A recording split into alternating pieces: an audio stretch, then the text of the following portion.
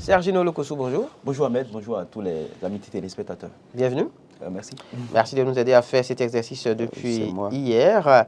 On va démarrer par le quotidien Nouvel Éclairage qui propose ce titre opinant sur les questions d'actualité sur Eden TV. Michel Sogbossi se dit fier de la gouvernance de talent et l'invite à investir davantage dans le Koufou. Oui, il faut rappeler que Michel Sogbossi est un ancien ministre de Boukouni Yahi, ancien ministre de l'Agriculture et de l'Élevage. Il a été reçu sur l'entretien du dimanche de Eden Télévision où il a quand même donné son avis par rapport à l'actualité au plan national et au plan africain également. Il faut vous dire qu'il s'est attaqué d'emblée à tous les petits et grands faits qui font l'actualité au Bénin et en dehors du Bénin, notamment la gestion du président Talon.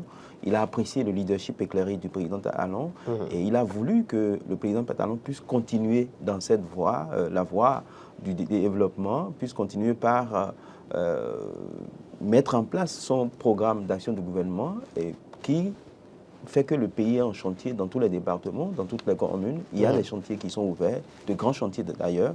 Il a apprécié tout cela et il a quand même dénoncé les coups d'État qui se font en Afrique, notamment le dernier en date au Gabon. Il a fustigé le fait que malgré l'état de santé du président gabonais, de l'ex-président gabonais, on va le dire ça comme ça, les médecins l'ont quand même autorisé à se présenter à cette candidature et puis finalement, il a été reçu. Mais ce qu'il a encore reproché au cadre africain en général, c'est le non-respect des principes de la démocratie. Il faut que les principes démocratiques soient respectés. Il a invité les cadres africains en général à respecter les principes démocratiques qui justifient parfois le non-respect, qui justifient parfois les coups d'État que l'on observe sur le continent. Et plus, il a également fustigé et que ces défaillances ne vont quand même pas, ne seront pas des raisons pour faire ces coups d'État. Et donc, en gros, il voudrait que ce à quoi la loi qu'on s'est prescrite soit respectée et mieux pour aller plus loin. Et il a quand même invité le chef de l'État à faire plus la promotion des cadres du Koufou. Oui. Je ne sais pas si derrière ce membre de parti Union progressiste de renouveau est en train de tirer la main du chef de l'État pour une probable nomination. Voilà. On ne sait jamais, mais ce qu'on sait, c'est que... Évidemment. Mais ce qu'on sait, c'est qu'il a quand même donné, il a opiné sur des sujets importants de l'actualité béninoise, notamment la gouvernance du chef d'État, il a vraiment salué le leadership éclairé. On va dire, enfin, j'utilise ces propos, le leadership éclairé du chef de l'État. Et je pense que c'est une bonne chose que des acteurs politiques qui on les a connus sous l'ancien régime de Boukouni Yahi. Aujourd'hui, ils sont en train d'apprécier quand même ce qui se fait. Ils accompagnent le chef de l'État. Ils accompagnent le chef de l'État. Je pense que c'est de bonne guerre. Chacun fait son choix et il assume. En fait, je pense que Michel Sogbossi, ancien ministre de l'Agriculture et de l'Élevage, membre de l'Union progressiste de renouveau, est dans cette dynamique-là, soutenir le chef de l'État et mieux. Il prêche pour sa paroisse, on va le dire, le Koufou. Il est du Koufou, donc il voudrait que le chef d'État puisse investir davantage dans le Koufou. Et je pense que le chef d'État investit dans le Koufou. Quand vous allez dans les communes du Koufou, il y a quand même des actions qui sont menées, notamment la construction des stades pour quand même permettre aux jeunes d'avoir de quoi se distraire pendant les vacances et au-delà des vacances.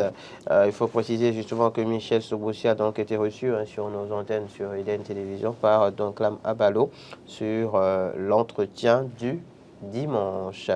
On va poursuivre Sergino Lokossou. La presse en parle abondamment ce matin. Je prends le quotidien, le matinal par exemple. Là, il va s'afficher à l'écran dans un court instant et vous pourrez découvrir avec nous le quotidien, le matinal donc, qui propose police républicaine, guerre ouverte contre le rançonnement.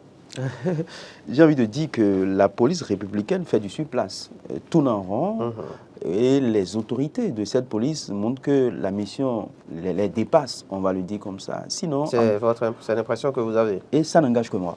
Je pense qu'en 2016, quand le chef de l'État est venu, il a eu vent de ce que lors des patrouilles des véhicules, ces policiers républicains arrive à rançonner les populations. Le chef de l'État informé a fait prendre une décision pour interdire le rançonnement.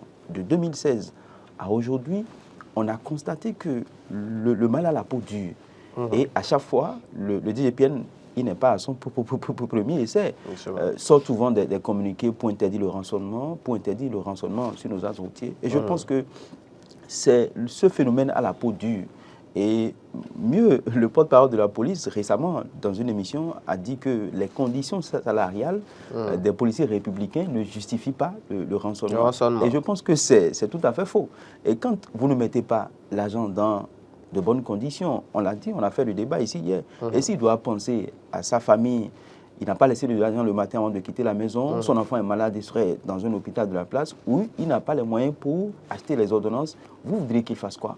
Il doit rançonner. C'est vrai que c'est une mauvaise pratique. Et je pense que une très mauvaise pratique qu'il faut dénoncer. Au-delà de la dénonciation, j'aime souvent l'habitude de le dire, quand on dénonce, on s'engage. Quand on s'insurge, on s'engage. Quel est l'engagement au-delà de ces communiqués? Il faut attaquer le mal par la racine. Est-ce que les policiers républicains sont dans de meilleures conditions leur permettant de ne plus rançonner les populations? Et également, est-ce que les populations collaborent comme cela se doit? Quand tu es en infraction, on a tout fait de glisser un billet de 2000 francs aux policiers pour vous laisser partir. Je donne un exemple. J'ai une émission à 6 heures, qui doit commencer à 7 heures. Et je commets une bévue à 6h45. Je lui dis, alors que si je manque l'émission, me donne des demandes d'explication, je glisse un billet de 2000 au policier et il prend et je m'en vais. Et lui qui n'est pas dans une bonne condition, en griffe, très tôt le matin, tu trouves un billet claquant de 2000, tu ne peux pas laisser. Ils prennent ça. Et donc je pense qu'il faut véritablement travailler. C'est vrai, il est important de dénoncer le fait, il est important de prendre des mesures, mais au-delà de tout ça, en amont, qu'est-ce qu'il faut faire? Et c'est ce qui est très important pour moi. Celui qui accepte quitter sa famille très tôt le matin ou tard dans la nuit pour veiller sur la population, il faut quand même que celui-là soit mis dans les meilleures conditions qu'il faut, dans de bonnes conditions. Et donc, moi, je pense que c'est vrai que la pratique, elle est mauvaise, il faut la dénoncer. Mais au-delà de la dénonciation, qu'est-ce qu'on fait pour arrêter la pratique? Parce que la dénonciation, les conditions de travail, c'est ça. Justement, améliorer les conditions de vie et de travail des policiers. Et non seulement ça, faire, lors de leur formation, il faut leur faire comprendre que le rançonnement est une mauvaise chose. Et quand on le dit, c'est une mauvaise chose, mais il faut mettre le policier dans les conditions qu'il faut pour l'empêcher de faire le rançonnement. Et mieux également, il faut sensibiliser. Et je pense que de 2016 à aujourd'hui, il y a eu beaucoup de campagnes de sensibilisation. Et même s'il y a des campagnes de sensibilisation, il faut quand même que le policier républicain qui veut faire son travail comme cela se doit, il faut que son estomac soit bien rempli. Je n'ai pas dit que l'estomac soit rempli, mais soit bien rempli pour pouvoir faire le travail comme ça se doit. C'est à croire que vous faites omission, puisqu'on a vu le chef de l'État le dire à la télé il y a quelques mois, un peu plus d'une année si je ne m'abuse, il y a eu donc ces sursalaires qui ont été offerts aux fonctionnaires de l'État et je pense qu'au rôle justement des fonctionnaires qui en bénéficient. On peut citer les policiers républicains. D'ailleurs, des salaires ont été, on va dire quoi, bien dit, ont été augmentés et le chef de l'État, dans son discours notamment, a donné quelques salaires, quelques niveaux de salaire. Non, je pense que c'est une bonne chose. Ça n'est pas mauvais. Donc ça, c'est déjà une manière d'améliorer leurs conditions de travail et de vie. C'est une manière d'améliorer leurs conditions de travail et de vie. Mais quand on a fini de faire ça et qu'on se rend compte que oui, le rançonnement se poursuit. Enfin, c'est un corps spécifique. L'armée, la sécurité intérieure, c'est un corps spécifique. Ce n'est pas comme nous, journalistes, ce n'est pas comme des enseignants. Eux autres, c'est eux qui veillent sur nous jour et nuit. Et je pense qu'au-delà de l'augmentation des salaires, il y a quand même des primes qui accompagnent ces salaires. Il y a des primes pour ces policiers qui font la patrouille. Il y a des primes pour ces policiers qui sont envoyés sur des missions spécifiques. Est-ce que ces primes-là sont rendues à temps? Il faut se poser cette question.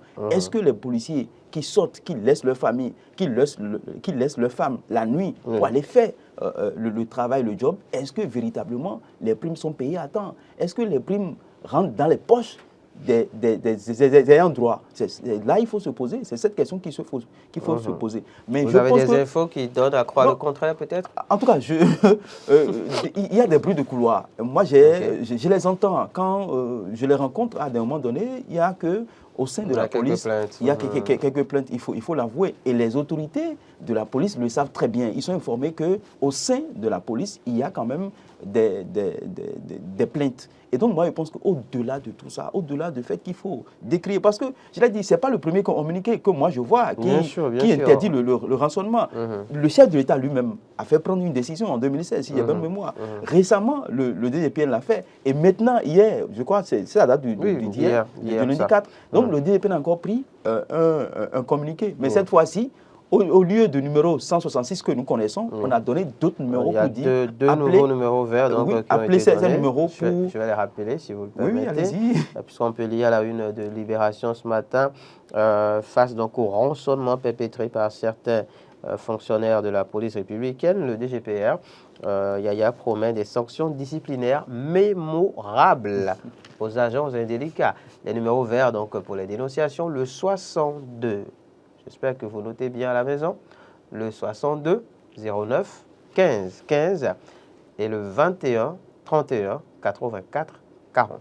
Évidemment. Et donc, je pense que c'est un peu ça. De nouveaux numéros pour quand même aider les populations à informer dès qu'elles sont victimes des actes de rançonnement des policiers. Mais parfois, il faut reconnaître, il faut avoir le recul nécessaire. Parfois, c'est nous, populations, qui les forçons à nous rançonner. Justement, parce que il faut avoir le recul nécessaire pour le dire. Quand on est victime ou quand on est témoin aussi. Parce que j'imagine mal le citoyen, dans le cas d'espèces corrupteurs, puisque c'est le citoyen qui, de peur de subir la sanction, se propose de donner quelque chose à l'agent de la police républicaine pour pouvoir et parfois c'est à son corps défendant qui retire l'agent. Absolument.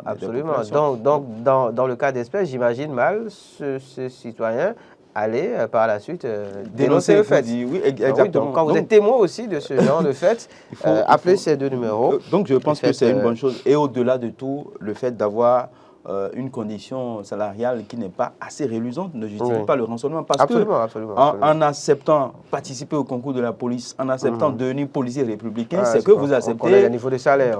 On connaît les niveaux de salaire. Vous acceptez, c'est un sacerdoce, comme on le dit, vous acceptez faire ce sacerdoce-là.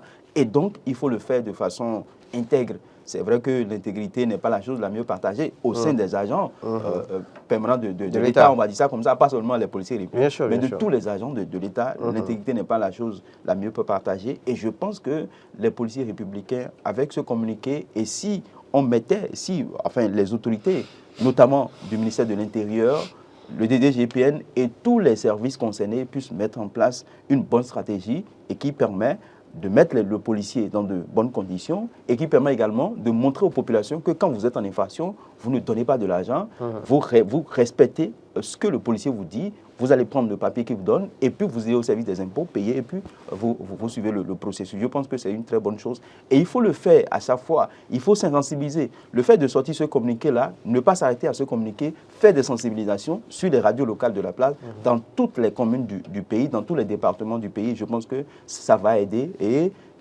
en le faisant, on va quand même essayer de réduire un tant soit peu ce mal qui a la peau dure. Un mal qui a la peau très dure et en tout cas le directeur général de la police républicaine, Soumaïla Yaya, a été très clair à ce sujet des sanctions disciplinaires mémorables aux agents indélicats. On va rappeler le numéro rapidement. C'est le 62 09 15 15 puis le 21 31 84 40. On va passer à un autre fait d'actualité à présent, Sergino Lokossou, avec le quotidien Matin Libre, notamment, on peut lire ce matin, libération des détenus politiques et retour des exilés, une cause commune ou des démocrates seuls? C'est une interrogation. Quelqu'un a dit que le mal emporte si les hommes de bien se taisent. Et je pense qu'aujourd'hui, c'est peut-être les membres du parti, les démocrates, qui sont dans ces conditions. Demain, on le souhaitera. Ça peut être un autre parti qui n'est pas forcément de l'opposition.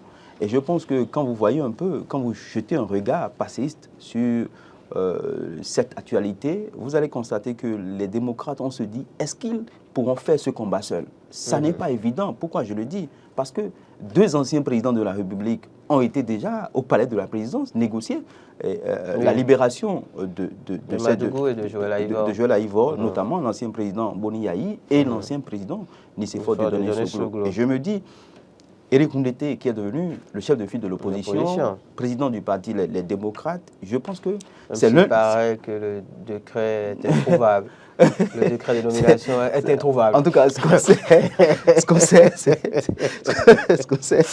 Donc je pense qu'on l'attend beaucoup plus, le peuple l'attend beaucoup plus sur ce chantier-là, au-delà de ce qu'il a, dans son message, il défend les producteurs de cajou, il défend un certain nombre de choses. Je pense que sur ce terrain-là, on l'attend. Il est attendu. Il est attendu et c'est les démocrates qui doivent travailler à ce que les autres partis du peuple, les autres composantes du peuple puissent les accompagner dans cette démarche-là. Parce que c'est une démarche qu'il faut enclencher. Au-delà du judiciaire, je pense que ça tombe dans le champ politique. Et quand ça tombe dans le champ politique, il faut trouver des solutions politiques aux problèmes politiques. C'est ce que je crois. Et donc, aujourd'hui, les démocrates doivent comprendre qu'ils ne pourront pas faire seuls cette bataille-là. C'est une bataille d'avoir le retour des exilés, d'avoir la libération de ceux-là qui croupissent encore dans nos prisons.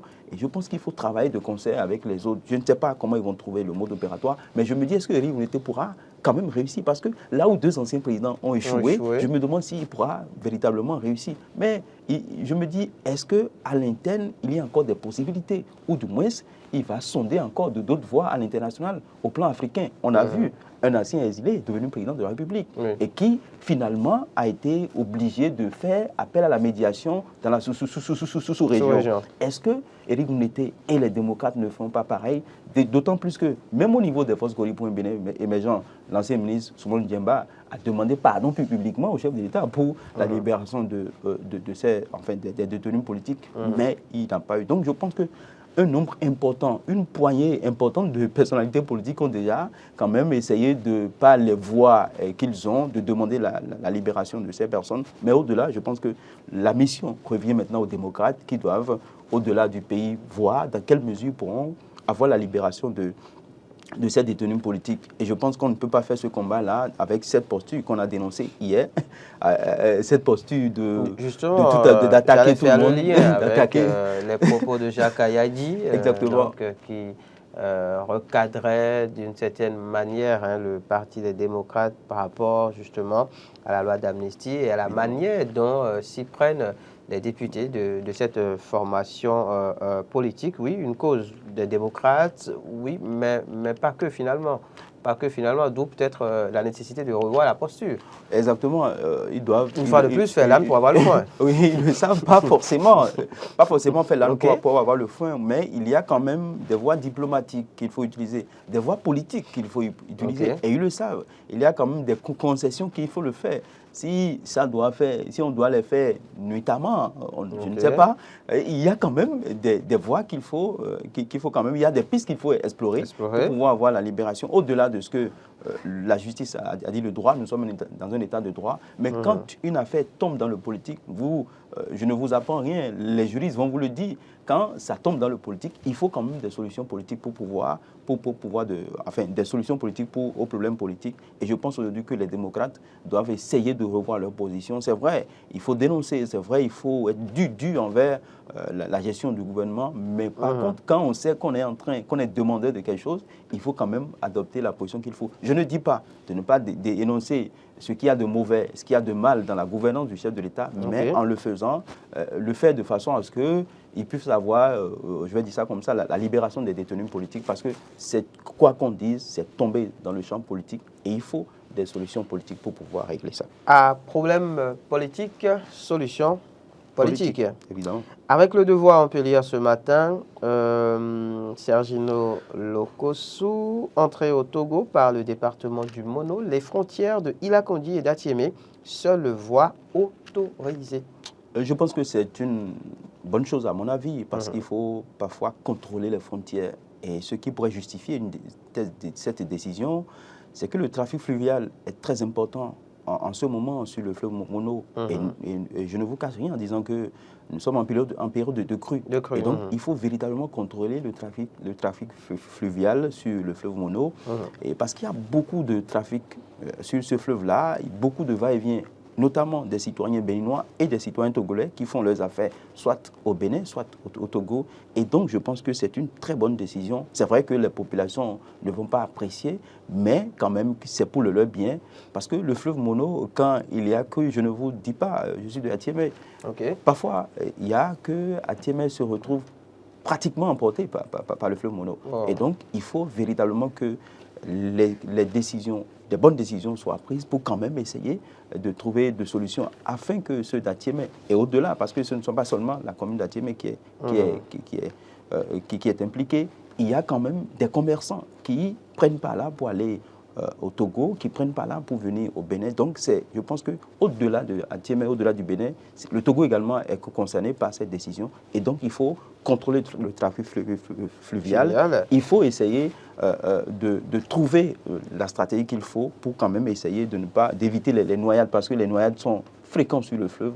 Et donc, je pense que c'est une bonne décision. Et il faut quand même que les populations puissent respecter pour leur bonheur, pour leur vie, on va dire ça. Pour leur sécurité. Pour leur sécurité aussi. Le devoir, donc, qui titre, je le reprécise, entrée au Togo par le département du Mono, les frontières de Ila-Kondi et d'Atiémé, seule voie autorisée, les frontières fluviales fermées, le désarroi des populations riveraines. Et quand on sait que c'est une situation qui se répète chaque année. Un phénomène cyclique. Voilà, c'est un phénomène cyclique. Est-ce qu'il n'y a pas matière à se demander, finalement, si là aussi on ne fait pas du surplace à chaque fois? Est-ce qu'il n'y a pas une solution pérenne à trouver à tout ceci? Je pense que... Je dis des bêtises peut-être. Non, pas des bêtises. Vous dites une réalité. C'est une réalité qu'on observe. On observe cette réalité tous les ans. Oui, chaque année. Chaque année. C'est cyclique, comme tu l'as dit. Et je pense que les autorités prennent des mesures pour pouvoir essayer de corriger la chose, notamment le préfet du Mono, le maire, les maires des communes, du Mono également. Et au-delà du Mono, le Koufou également. Donc, je pense qu'ils ne peuvent pas grand-chose. C'est la nature, en fait. Et donc, c'est un phénomène naturel. Ce qu'ils peuvent faire, ces autorités, ce qu'elles peuvent faire, ces autorités, c'est quand même de prévenir, parce qu'on sait qu'à une période donnée de l'année, il y a quand même il faut prévenir, c'est-à-dire délocaliser les populations s'il faut dans les écoles, dans des endroits appropriés, leur venir en aide avec des sacs de riz, d'huile et de bidon, parce qu'avec la crue du fleuve, les activités commerciales sont stoppées, et notamment les élèves qui doivent commencer les cours, soit on prolonge leurs vacances, le temps qu'il y ait des crues, et puis après, ils vont commencer la rentrée. Je pense que les autorités font beaucoup, et notamment les élus également de ces communes et de ces départements aussi. Je pense que c'est le moment de venir en aide à leur population, parce qu'au-delà, les droits ne sont plus loin. C'est ces autorités élues qui vont quémander encore le suffrage de ces populations. Et donc,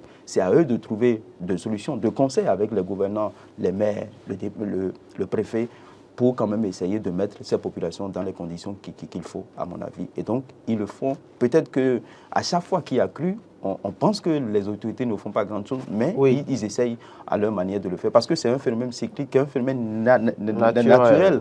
Et chaque année, ça augmente, ou soit ça diminue. Donc, c'est pas toujours évident que les prévisions soient celles que les autorités prévoient. Ça peut aller au-delà, comme ça peut ne pas aller au-delà. Donc, je pense que c'est le moment de les inviter encore à faire davantage pour ces communes.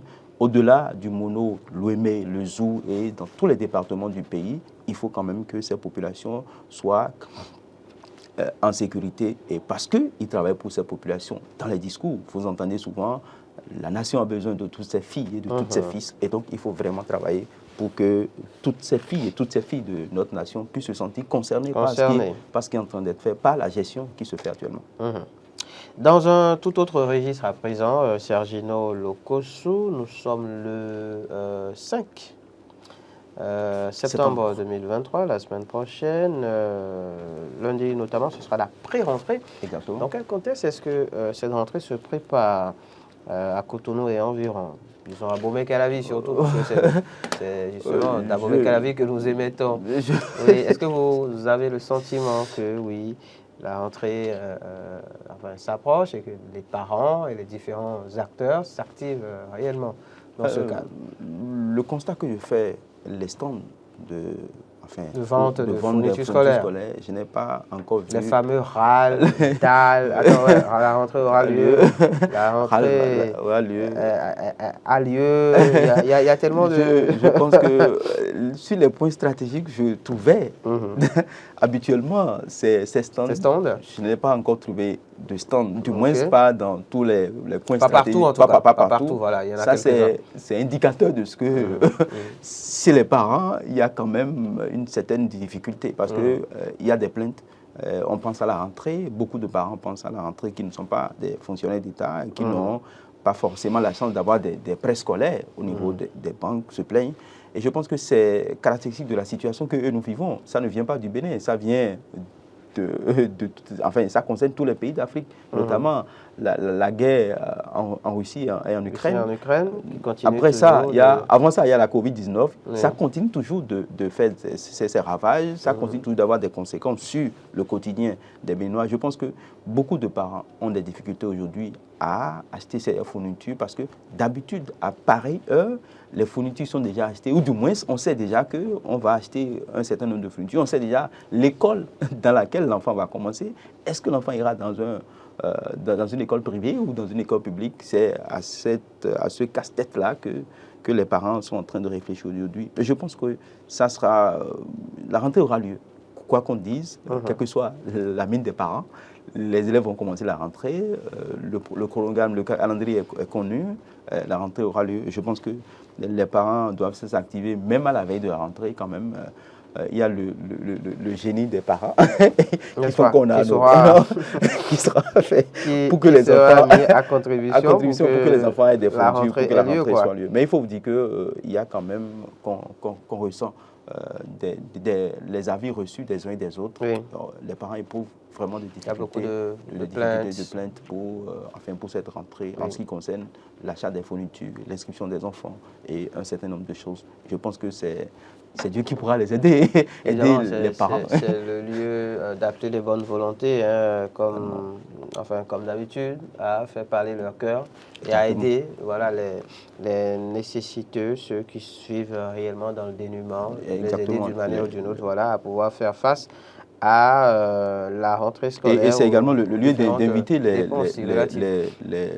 maires, les élus communaux, municipaux, les députés qui, dans leurs zones respectives, peuvent faire des choses, peuvent aider ces élèves et étudiants en leur achetant des fournitures comme ils le font d'habitude. D'autres, ils le font sous le regard des médias, d'autres le font de façon discrète.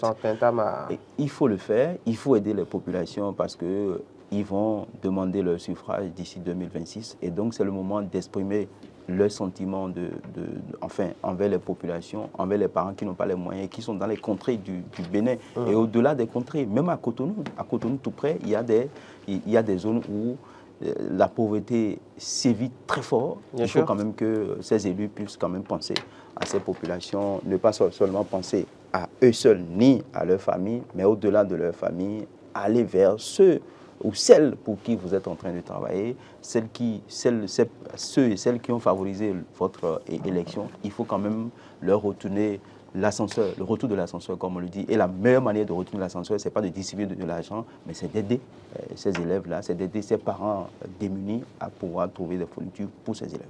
On va finir très rapidement, Sergino Lokossou, par un mot de football, puis on ira à l'international, tout ça en 2-3 minutes au plus.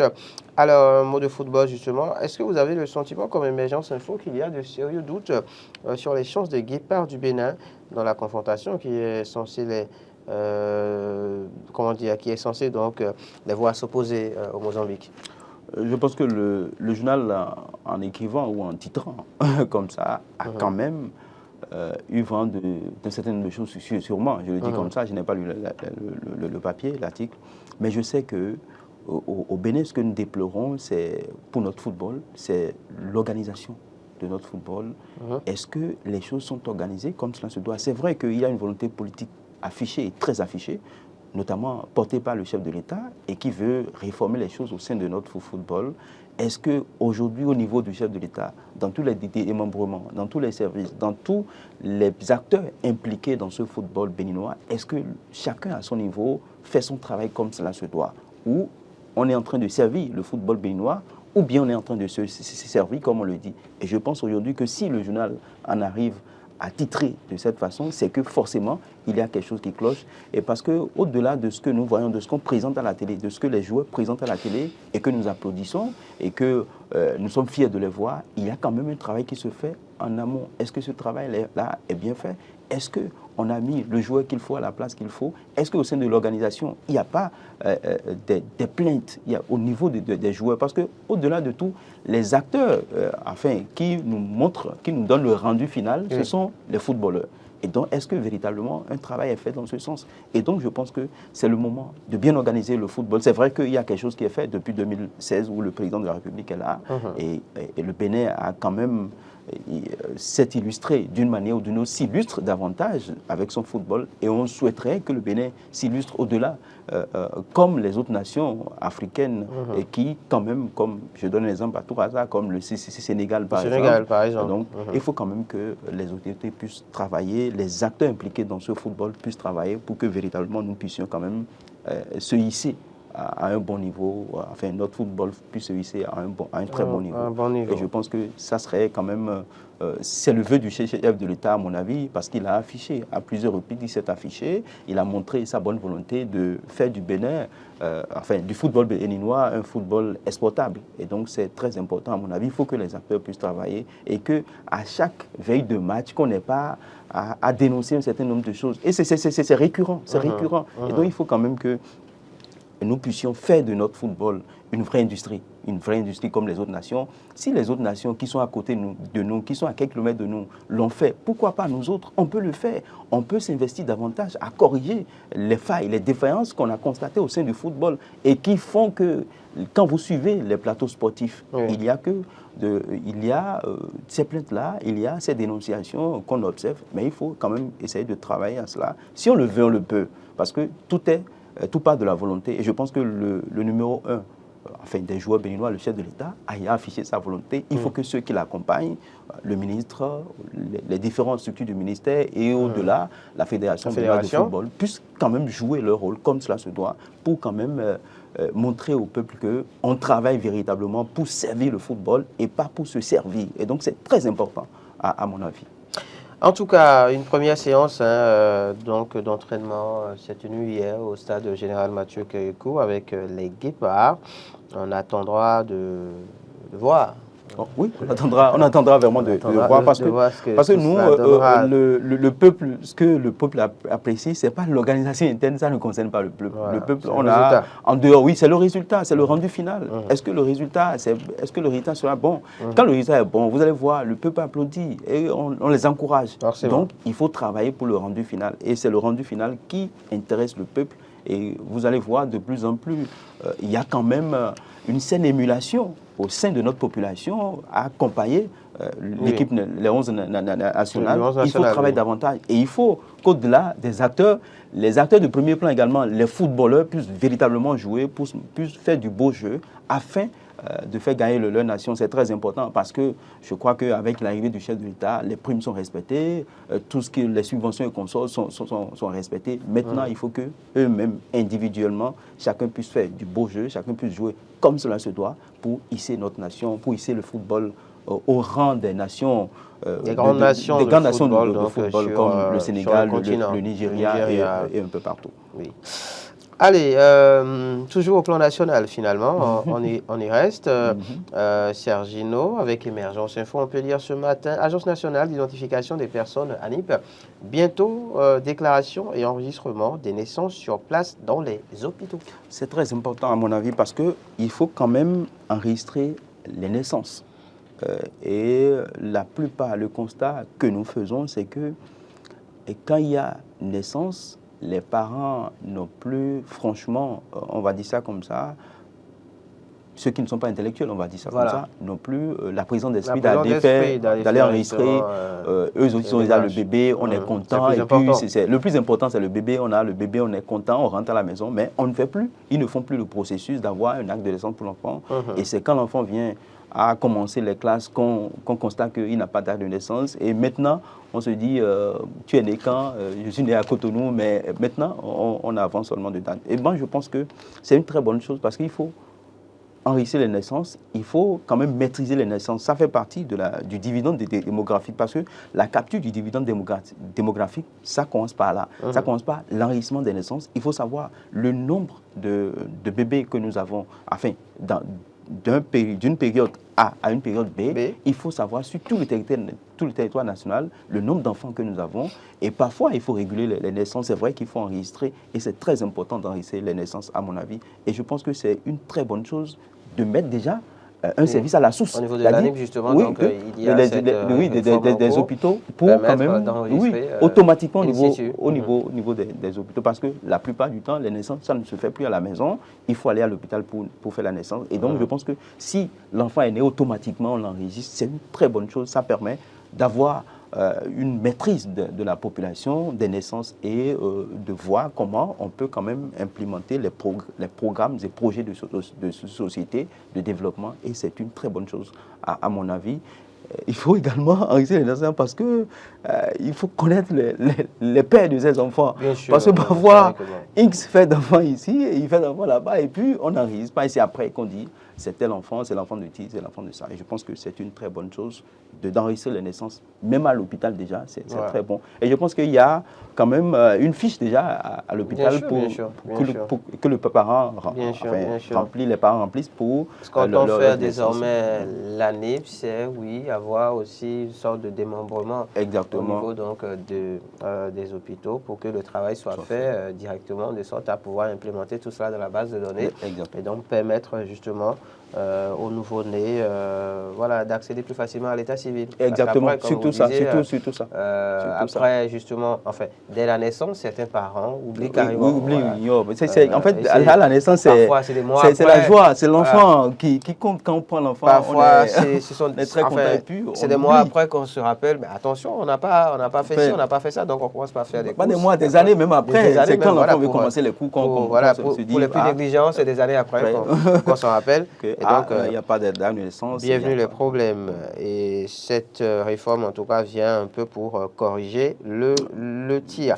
Serge, avez-vous fait un tour dans le courant du mois d'août, jusqu'au week-end dernier, sur la place de l'Amazone, à Cotonou? D'accord. Alors, qui avez-vous vu, justement? J'ai vu des musiciens qui jouaient déjà en soirée. Chaque soir, il y a des musiciens qui jouent et qui égayent la population, qui viennent les voir. Et je pense que c'est une initiative du gouvernement et pour permettre aux vacanciers surtout de venir voir tout ce qui se passe, l'ambiance au niveau de la place de l'Amazone. Je pense que c'est une très bonne chose. C'est ce que nous souhaitons, qu'il y ait de saines distractions pour les jeunes. Et c'est très important. Et quand on le fait comme ça, on ne demande plus aux jeunes de payer de l'argent. Parce que c'est ça qui fait qu'on n'a forcément pas des gens au niveau quand on organise des concerts, on se dit, est-ce que le coût, on voit souvent le coût, mais on ne voit pas ce que ça peut apporter à notre santé. Le fait d'aller voir ces spectacles-là, ça apporte beaucoup à notre santé, ça permet de nous déstresser, comme on le dit. Mais le gouvernement a compris que pendant ces vacances-ci, il faut quand même organiser quelque chose pour les jeunes vacanciers et pour les curieux également. Et c'est ça, les spectacles qui sont organisés tous les soirs, des musiciens qui viennent jouer, qui égayent la population, c'est une bonne chose. Et déjà, on annonce la fin, je crois. Oui, c'est déjà la fin. C'est déjà la fin. Et donc, j'estime que l'année prochaine ou les années à venir, le gouvernement fera encore, organisera encore ces genres de concerts. C'est l'engagement pris, en tout cas, par le gouvernement. Et je pense que ça participe de l'éducation des jeunes, de l'éducation des enfants. Tu vois, on vous enseigne à l'école peut-être la musique, et vous allez voir des musiciens expérimentés qui jouent. Ça fait toujours un tic, ça, vous apprenez plus, donc allez voir. Et non seulement c'est une distraction, il y a la statue de l'Amazone qui est là, l'Amazone qui, quand même, dans l'histoire du Bénin, représente en fait une grande personnalité, on va dire ça comme ça, dans l'histoire du Bénin. Donc il y a quand même que c'est une distraction, une attraction qui a eu tout autour de cette période donnée par le gouvernement pour permettre aux musiciens, différents musiciens comme ça, de venir jouer. C'est une très bonne chose. On espère d'occuper sainement nos enfants, nos jeunes frères, nos jeunes sœurs pendant la période des vacances pour que à la fin des vacances, on n'ait pas des grossesses non désirées, des situations bizarres, des déviances qu'on observe souvent. Et c'est une façon d'aider les parents qui n'ont forcément pas les moyens d'envoyer des enfants lors des concerts qui sont organisés un peu partout dans la capitale, soit économique ou politique du Bénin, soit dans d'autres villes du Bénin. C'est une façon de quand même d'organiser, enfin d'aider ces parents-là. Il y a des gens qui étaient un peu partout, je crois, un peu dans tous les départements du pays. Pour venir suivre ces spectacles. Pour venir suivre ces spectacles. On finit à présent par eh bien, ce mot à l'international avec Émergence Info, épidémie des coups d'État militaires en Afrique et panique. Dénomination préventive en cours dans la plupart des armées, Sergino Lokossou. Je pense que c'est indicateur de ce qu'on a peur vraiment. On a peur de changer les autorités au niveau de l'armée parce qu'on craint un coup d'État. Moi, je pense que ça n'est pas ça qui va régler les choses. Ce qui va régler les choses, c'est l'organisation, une meilleure gouvernance. Il faut gouverner de sorte que toutes les populations, toutes les couches de la société puissent se sentir concernées dans la gestion qui se fait. Je pense que c'est très important, à mon avis. Aujourd'hui, ce n'est pas le changement à la tête de l'armée qui fera et qui n'aura plus de coup d'État. Je ne pense pas.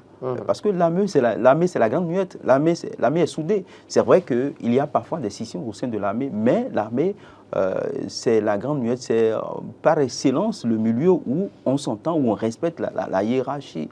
Et donc, moi, je pense aujourd'hui que ce qu'il faut faire, c'est de respecter, comme l'a dit Michel Sobossi, qui a été reçu sur l'entretien du dimanche de Eden TV, c'est de respecter les principes démocratiques. C'est quand vous respectez la Constitution, il n'y aura pas coup d'État dans le pays. C'est vrai que vous allez me dire qu'il y a un sentiment anti-français.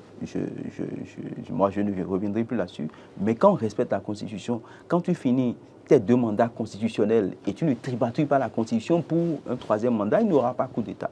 Et donc, il faut quand même essayer d'organiser. Je vais continuer toujours par le dire.